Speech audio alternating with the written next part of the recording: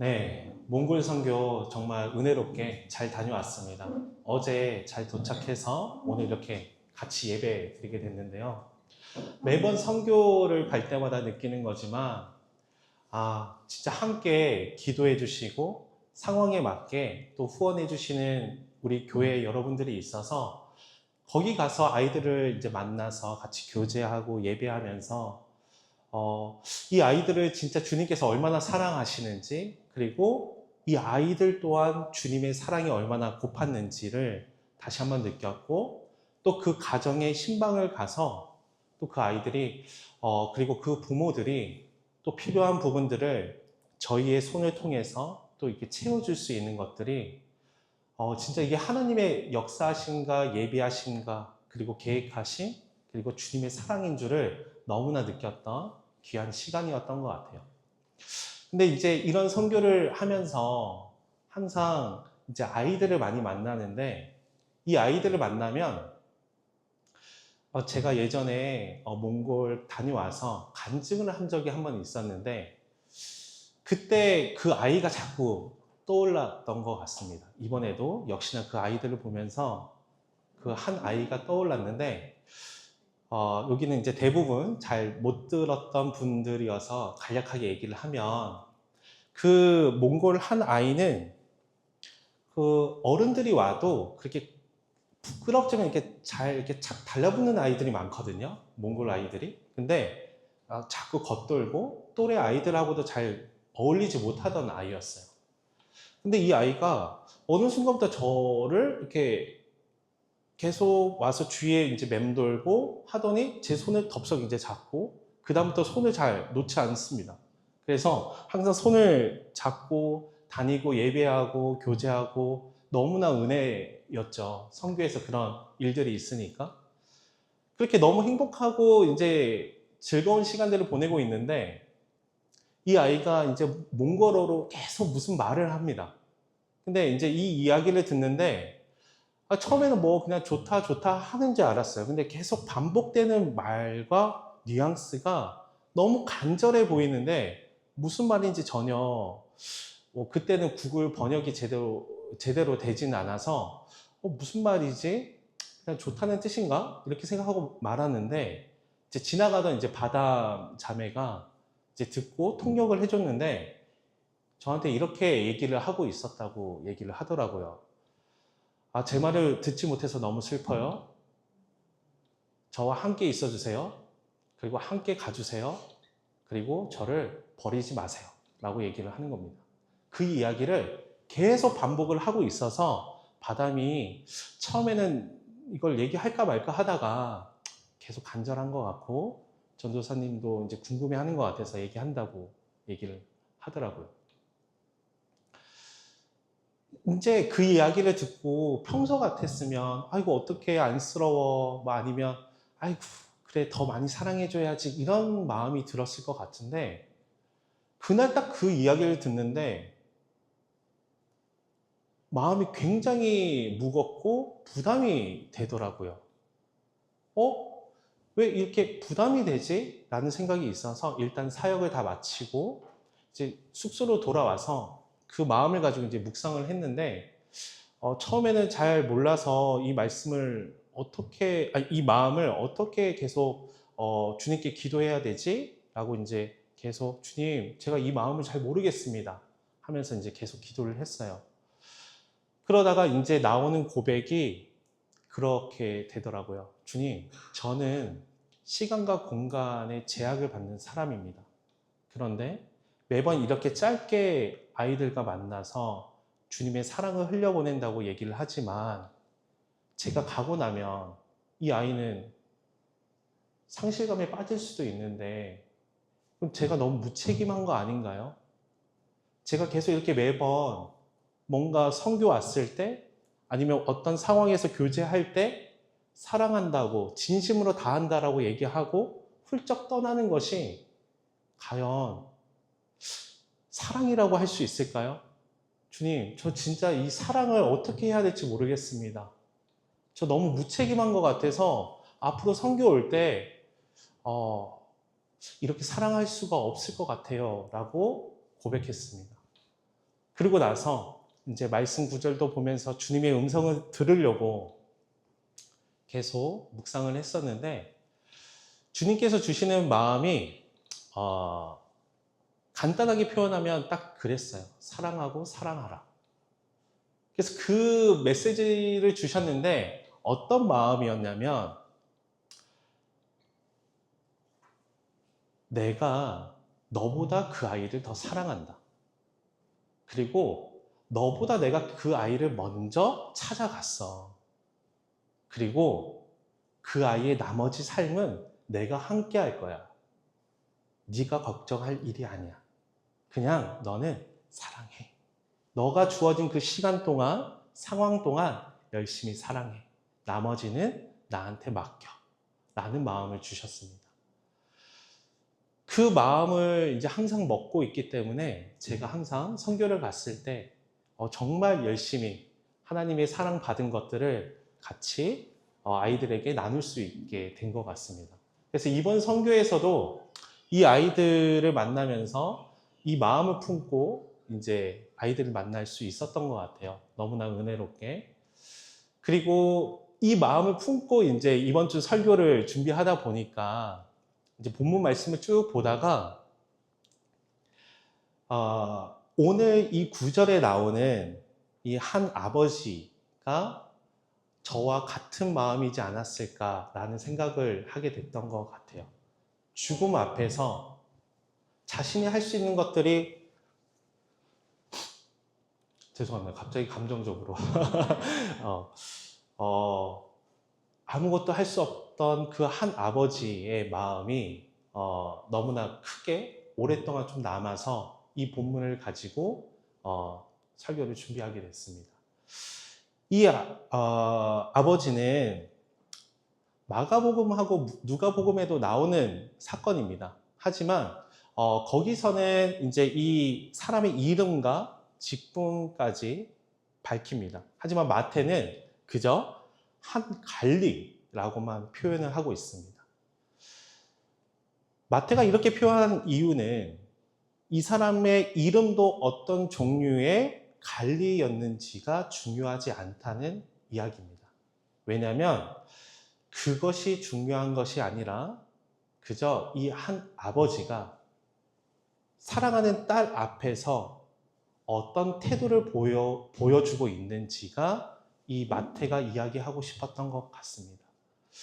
그래서 이 당시에 한 갈리였으니까 당연히 어떤 사회적 지위가 있었을 거고 어떤 권력과 그리고 어떠한 명령권을 갖고 있을 수도 있습니다. 그리고 사회적인 어떠한 책임이나 앞에서 보여줘야 하는 어떠한 모습도 있었을 것입니다. 하지만 이 죽은 딸 앞에서 그 지위는 아무짝에 쓸모없다는 것을 이 아버지는 알고 있었고, 그래서 그 다음의 행동은 사람들 앞에 나갔을 때 예수님이 있는 그 앞에서 바로 엎드려서 이야기합니다. 내 딸이 방금 죽었사오나 오셔서 그 몸에 손을 얹어 주소서. 그러면 살아나겠나이다. 본문은 이 사람이 예수님을 어떻게 알게 되었는지, 그리고 예수님을 얼마나 믿고 온전히 이해했는지는 전혀 나와 있지 않습니다. 다만 그가 예수님께 나와 엎드렸고 오셔서 그 몸에 손을 얹어 주소서라고 간청했다는 사실만 보여주고 있습니다. 이것으로 이 아버지의 모습은, 그리고 이 아버지의 믿음은 자신이 어떻게 해서든 이 딸을, 사랑하는 사람을 살려보겠다는 강한 의지를 보인 것이 아니라 자기 힘으로 할 수 없는 일을 온전히 예수님께 맡기는 믿음을 보여주고 있습니다. 이 앞에서 우리가 한번 생각해 봐야 할 부분은, 우리를 만약 사랑하는 사람, 그리고 내가 너무나 아끼는 자식이나 부모, 이런 사람들이 죽었을 때, 아니면 혹은 죽음이 눈앞에 있을 때 우리는 온전히 예수님께 맡길 수 있는지 한번 생각을 하면 참 좋겠습니다. 그 다음 절에서 19절 예수님은 어떠한 액션을 보여주셨냐면 대답을 하지 않습니다. 대답을 한 게 아니라 예수께서 일어나 따라가심에 제자들도 가더니 행동으로 먼저 보여주십니다. 몽골에서 만난 그 아이가 제게 함께 가요 라고 말했지만 저는 그 아이와 끝까지 함께 갈 수가 없었습니다. 그런데 이 아버지가 예수께서 오셔서 라고 간청하자 예수님은 일어나 그와 함께 가셨습니다. 그리고 예수님은 멀리서 좋은 말만 건네지 않으셨습니다. 사람들이 더는 이제 할 수 있는 일이 없다고, 이제 죽었다고, 그렇게 생각하는 그 상황 속에서도 예수님은 어떠한 말도 하지 않으시고 그저 그 간청하는 한 아버지의 딸의 집으로 걸어가셨습니다.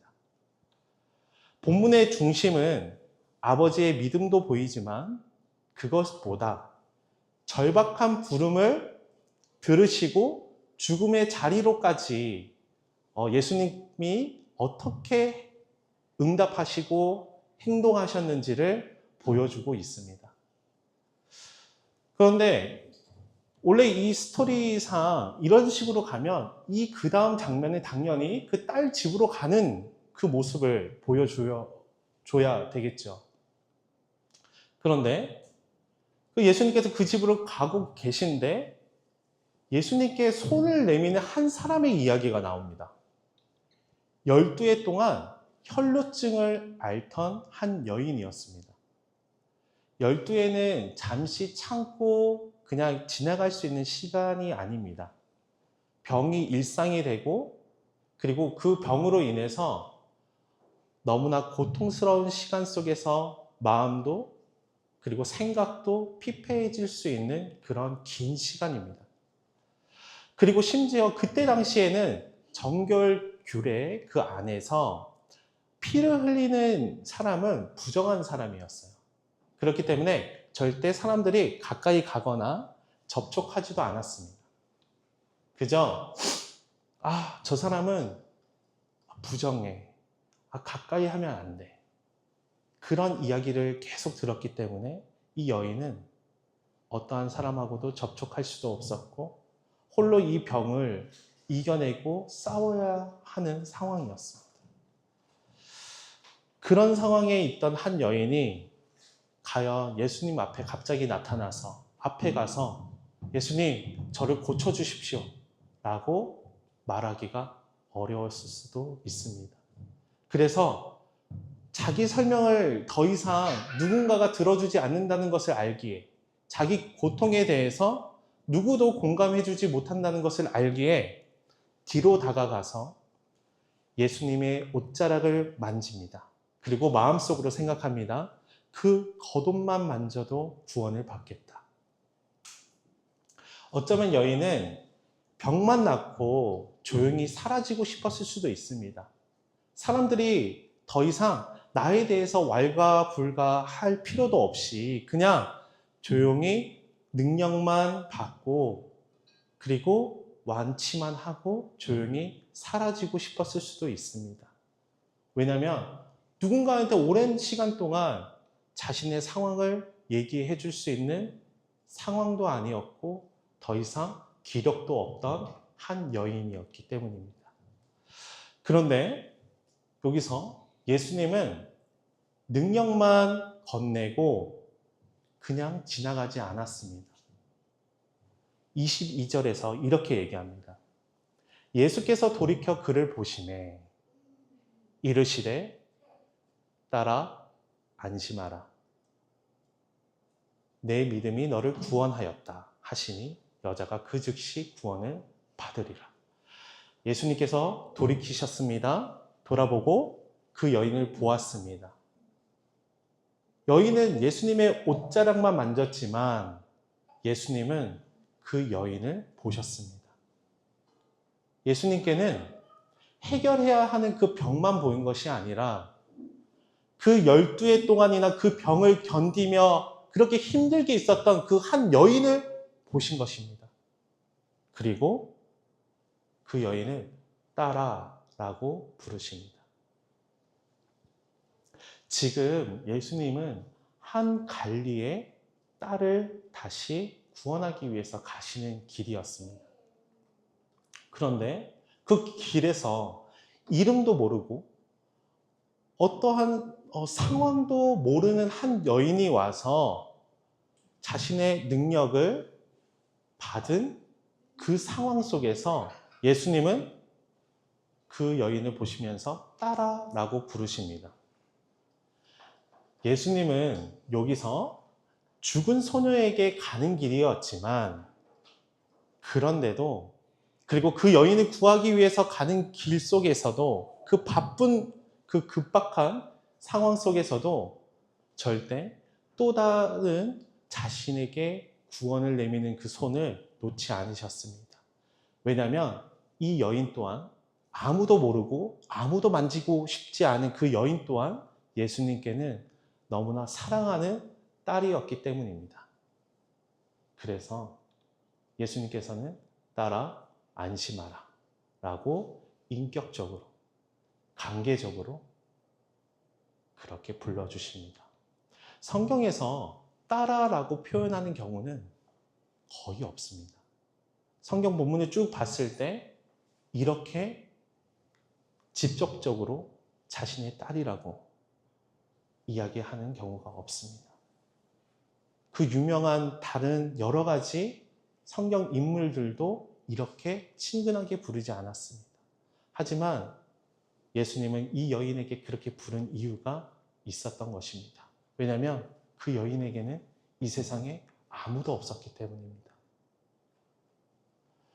여러분, 이 말씀은 단지 병이 나았다라는 사건, 그리고 병이 나았다는 그 판정만 보여주는 것이 아니라 숨어서 다가온 그 사람을 얼마나 예수님께서 사랑하셨는지 그 관계의 언어로 불러주신 사건인 것입니다.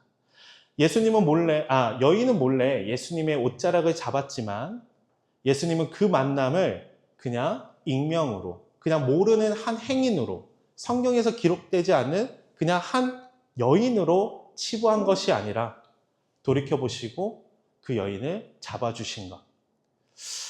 여러분 가운데에서도 혹시 뒤에서 예수님의 옷자락만 만지고 싶은 사람은 있지 않을까요?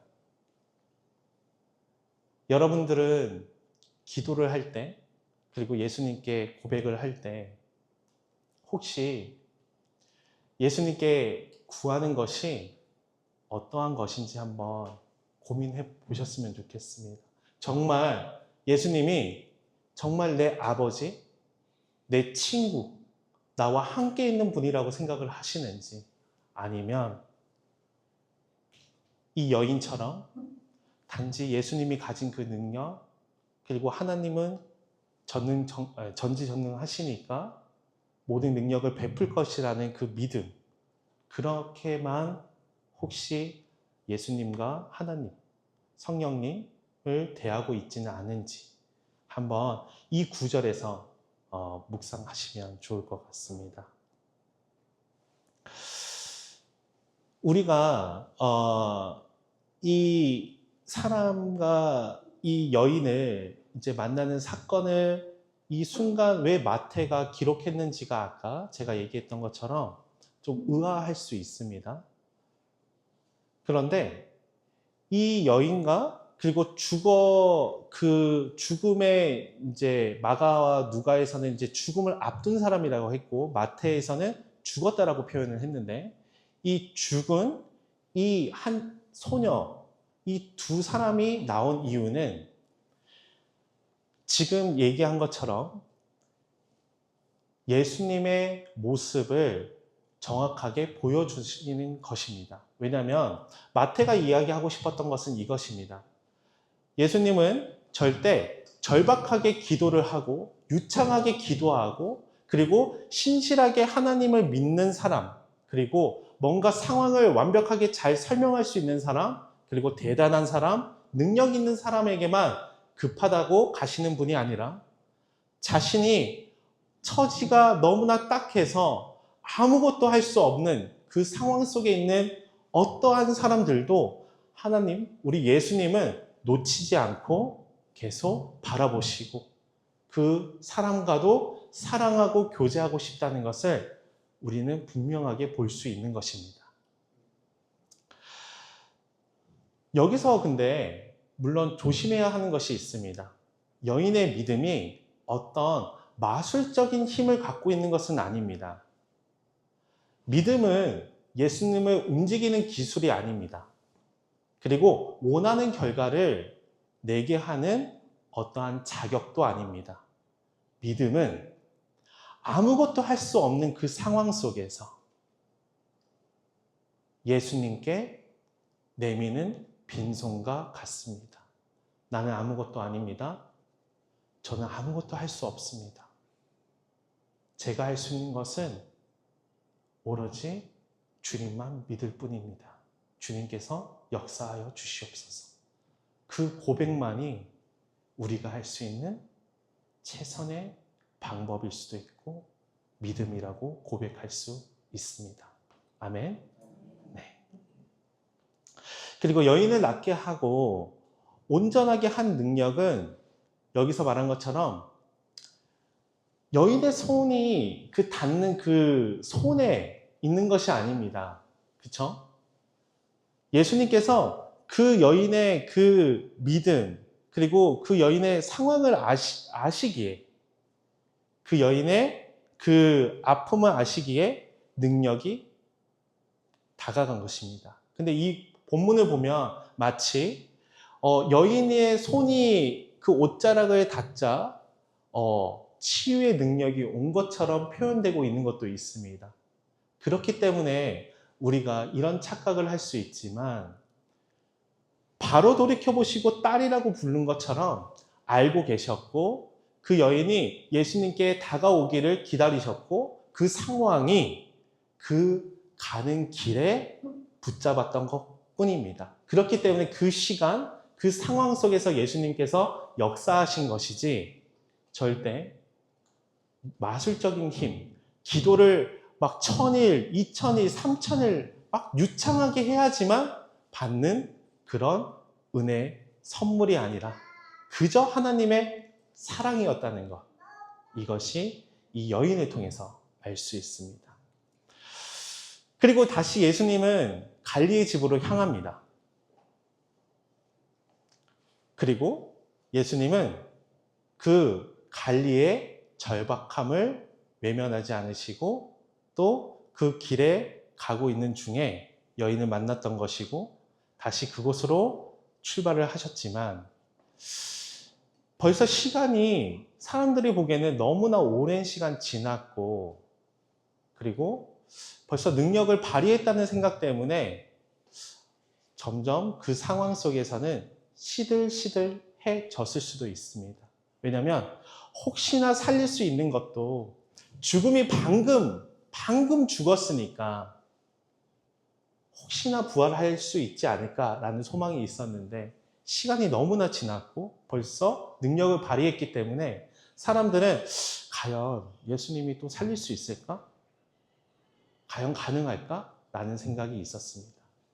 그래서 이 소년을 만나러 갔을 때 벌써 이미 피리 부는 사람들도 있었고요. 떠드는 무리도 있었습니다. 벌써 장례를 치를 준비를 다 마친 상황이었습니다. 왜냐하면 사람들 입장에서는 모든 가능성이 다 끝난 상황이었습니다. 이제는 절대 못 살려. 너무 오랜 시간이 됐고 이 여인을 누가 살릴 수 있겠어? 그건 말이 안 돼. 왜냐하면 인간이 경험했을 때는 말이 안 되는 일이기 때문에 그래. 이제는 이 여인을 보내줘야지 라고 생각을 했습니다.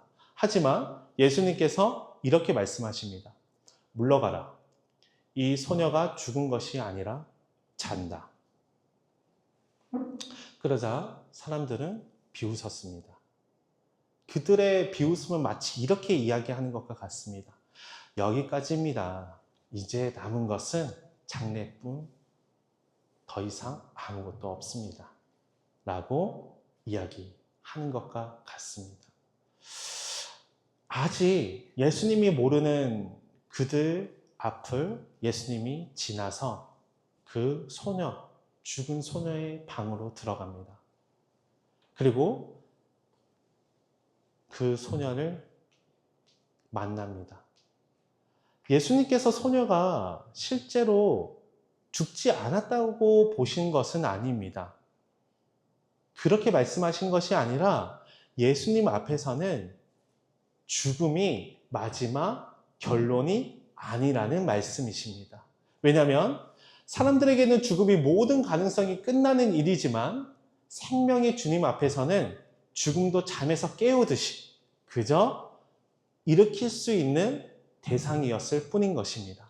그래서 예수님은 무리를 내보내시고 방으로 들어가 소녀의 손을 잡으십니다. 당시에도 이 시신을 만지는 것은 굉장히 부정한 것이었습니다. 그래서 절대 시신을 만지는 것을 허락하지 않았지만 예수님은 죽음 앞에서 그러한 것보다 먼저 그 사랑하는 딸의 손을 잡으셨습니다. 그때 죽음이 예수님을 삼킨 것이 아니라 예수님의 생명이 그 소녀를 일으키신 것을 기록하고 있습니다. 그런데 이 본문은 놀라운 장면을 길게 설명하지 않습니다. 딱 이렇게만 얘기합니다. 소녀의 손을 잡으심에 일어나는지라. 소녀가 일어난 것은 분명 이 사건의 절정입니다.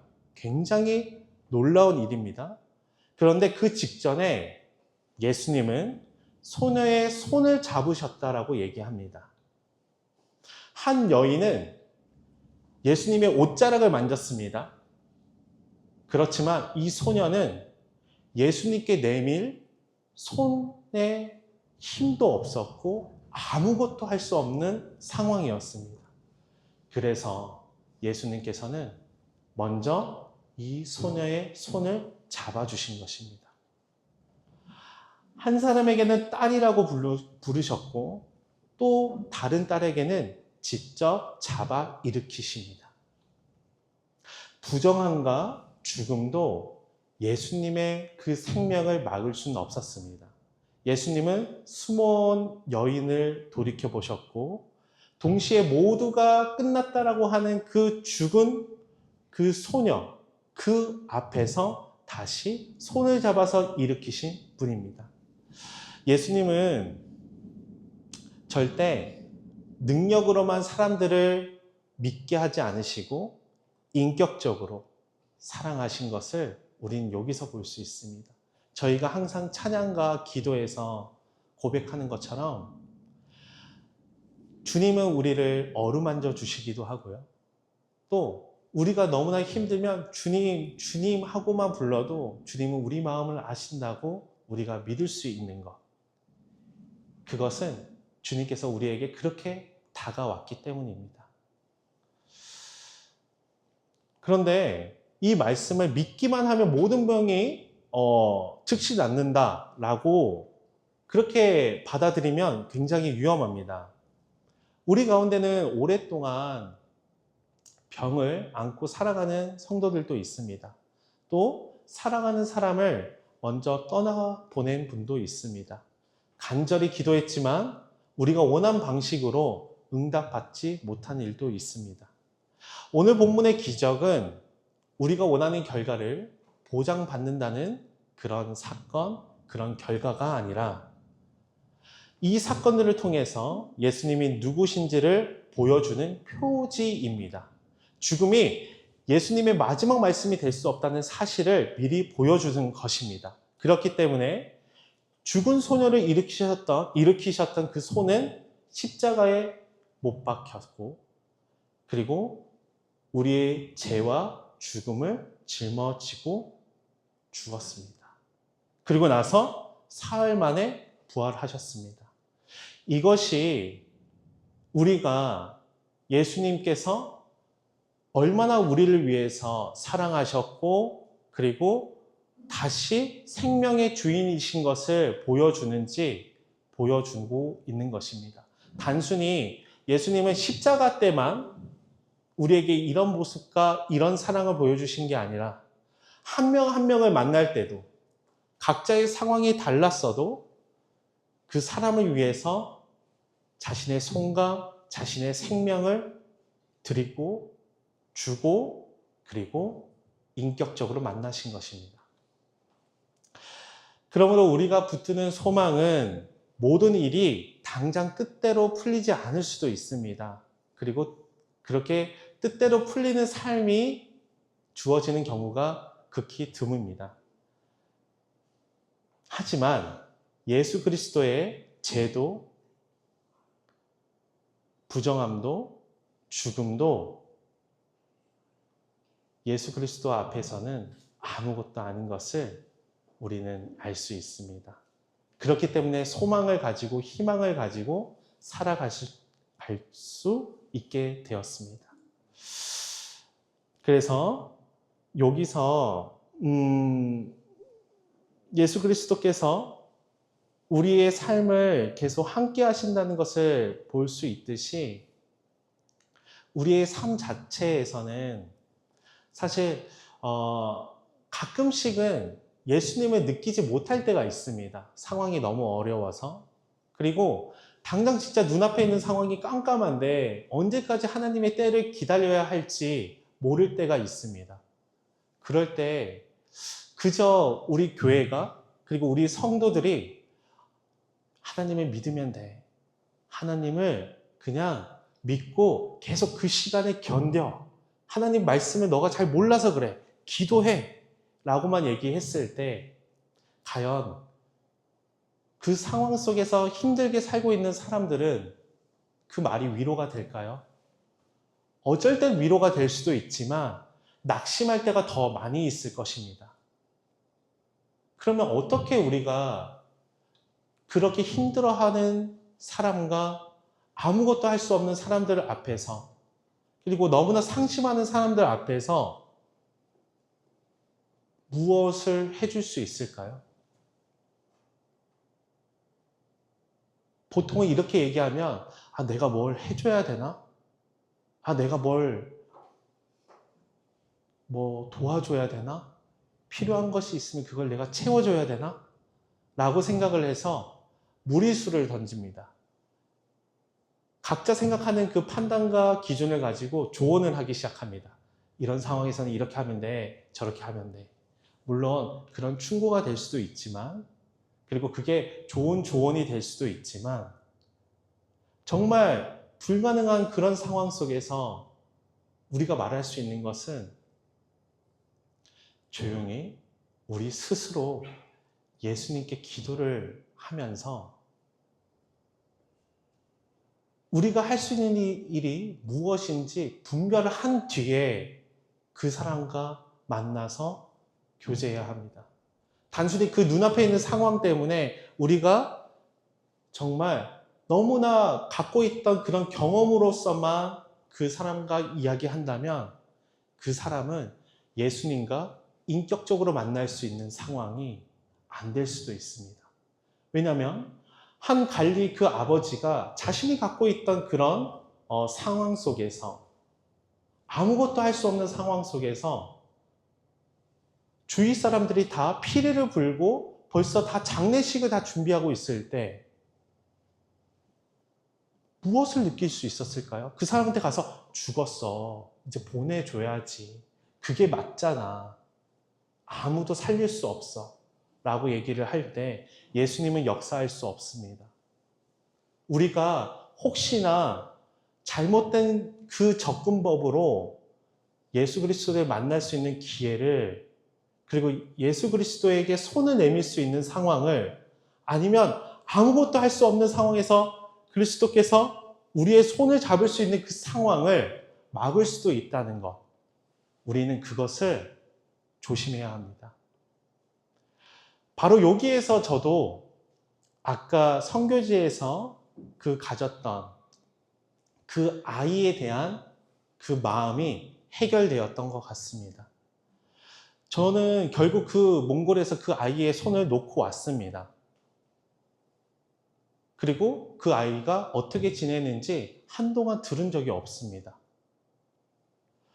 하지만 제가 그 아이의 손을 놓는다고 해서 주님께서 그 손을 놓지 않을 것이라는 믿음 때문에 지금도 기도하면서 그 아이를 생각하고 있습니다. 그리고 나서 제가 작년 겨울에 그 아이에 대한 소식을 들었습니다. 그 어머니를 만났습니다. 그리고 그 어머니와 이야기를 했는데, 아, 우리 아이가 친구 사귀었다는 분이 이분이시군요 라고 얘기를 하는 것입니다. 그 아이는 너무나 어렸고 6살, 7살밖에 안 된 친구인데 그 아이가 저를 항상 이야기한답니다. 뭐라고 얘기했냐면 아, 나 그 친구야, 나의 완전 베스트 프렌드야 라고 이야기한다는 것입니다.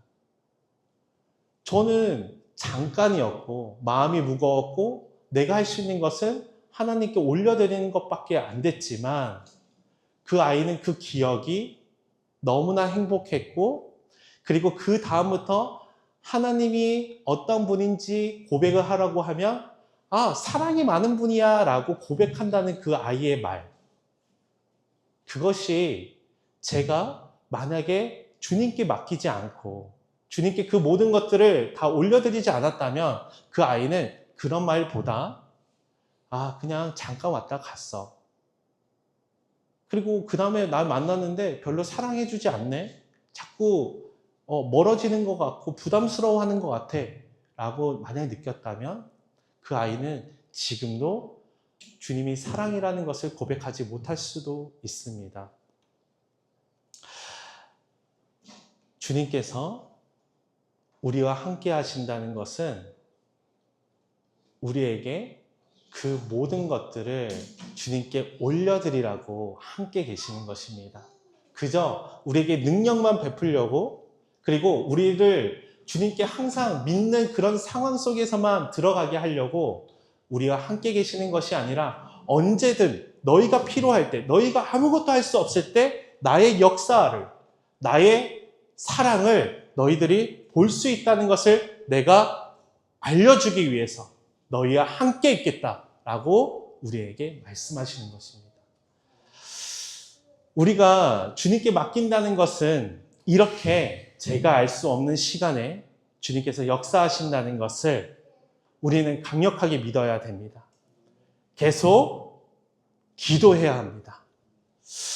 자, 그렇다면 오늘 이 말씀을 가지고 우리 삶을 돌아봤으면 좋겠습니다. 잠깐 이야기했지만 혹시 우리에게도 혈육증을 앓고 있는 그 여인처럼 아무것도 할 수 없는 무기력한 그 상황 속에 있는 지인이 있을 수도 있고요, 가족이 있을 수도 있지만 여러분들은 진실로 예수 그리스도에게 모든 것들을 지금 다 고백하고 있나요?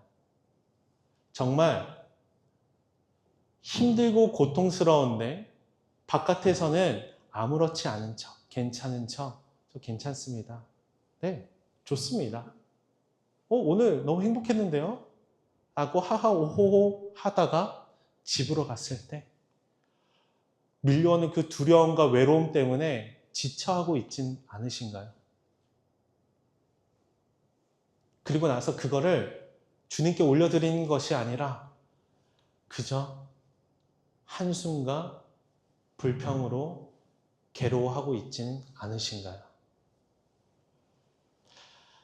예수님은 우리의 문제만 보시는 분이 아닙니다. 우리의 죄만 기억하는 분이 아니라 우리가 교제하고 싶어 하시고 인격적으로 만나기를 원하시고 관계하고 싶어 하시는 분이신 줄을 저희가 믿으면 좋겠습니다. 네, 그러면 마지막으로 오늘 말씀을 가지고 여러분들 한번 생각을 해보면 좋겠습니다. 아까 이야기한 것처럼 우리는 누군가를 사랑할 때 우리가 갖고 있는 경험 때문에 누군가에게 조언을 하지만 그게 혹시나 사랑이라는 이름으로 통제하고 있지는 않은지, 그 통제가 혹시 그 사람과 주님을 만나기 어렵게 하는 것은 아닌지 우리가 고민하면서 우리 함께 기도하면 좋겠습니다. 우리 기도하면 좋겠는데, 네.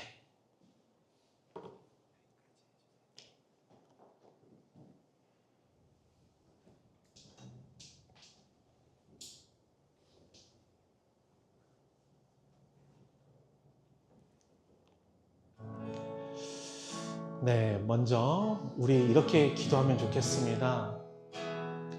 숨어있던 여인을 돌이켜보시고 딸이라고 불러주신 주님 앞에 우리가 숨기고 있는 두려움과 상처를 우리 모두 온전히 올려드리기 원합니다. 우리의 문제만이 아니라 우리 자신을 보아주시고 주님의 사랑 안에서 안심하게 해달라고 함께 기도하겠습니다.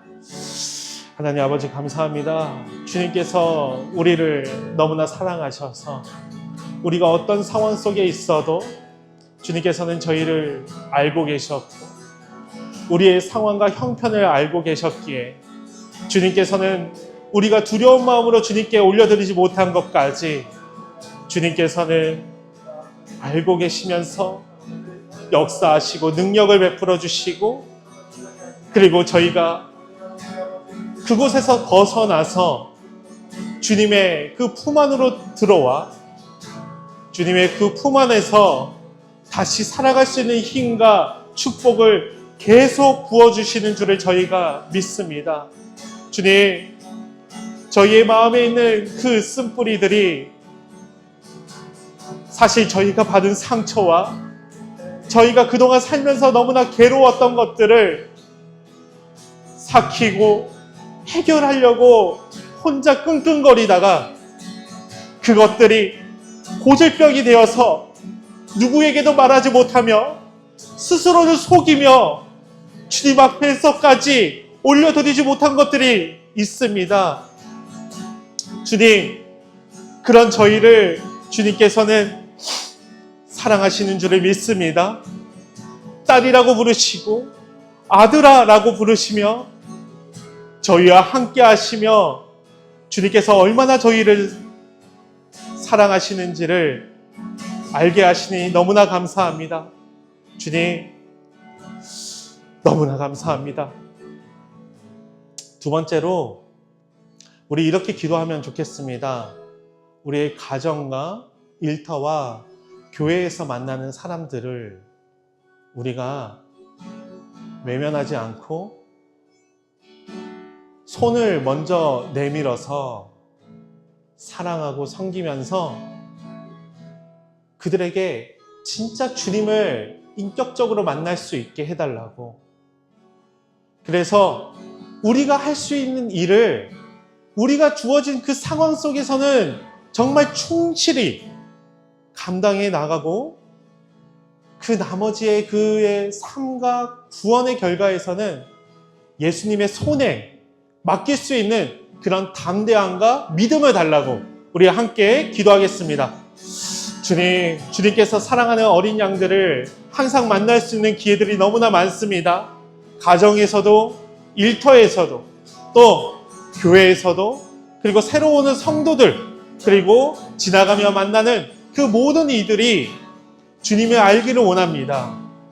네, 주님을 알기를 원하기 때문에 주님께 온전히 맡기고 주님께 그 모든 것들을 간구하지만 주님께서 저희를 사랑하신 것처럼 저희가 주님과 교제하는 것처럼 그들이 얼마나 그 주님의 사랑이 달콤하고 위로가 되는지 그리고 얼마나 주님의 그 능력이 끝이 없는지를 경험할 수 있도록 저희가 그 감당할 수 있는 모든 것들을 감당할 수 있는 힘을 주시고 그리고 성실하고 신실하며 그리고 예수 그리스도의 사랑을 흘려보낼 수 있는 그런 그리스도의 향기가 될 수 있는 빛과 소금이 되게 하여 주시옵소서. 그렇게 주님의 빛과 주님의 소금이 되어서 이 세상에 주님의 진정한 자녀로서 믿음 있는 자녀로서 살아갈 수 있는 축복과 은혜를 베풀어 주시옵소서. 그래서 그들이 주님을 인격적으로 만나고 아무것도 할 수 없을 때 주님께서 먼저 그들을 찾아가셔서 그들에게 역사하시고 그들에게 주님의 말씀을 선포하셔서 그 영혼이 다시 일어나 주님 품 안에 들어올 수 있는 귀한 축복과 은혜를, 그리고 그 역사를 우리가 함께 바라보며 느끼며 고백하며 찬양할 수 있는 저희의 삶 되게 하여 주시옵소서.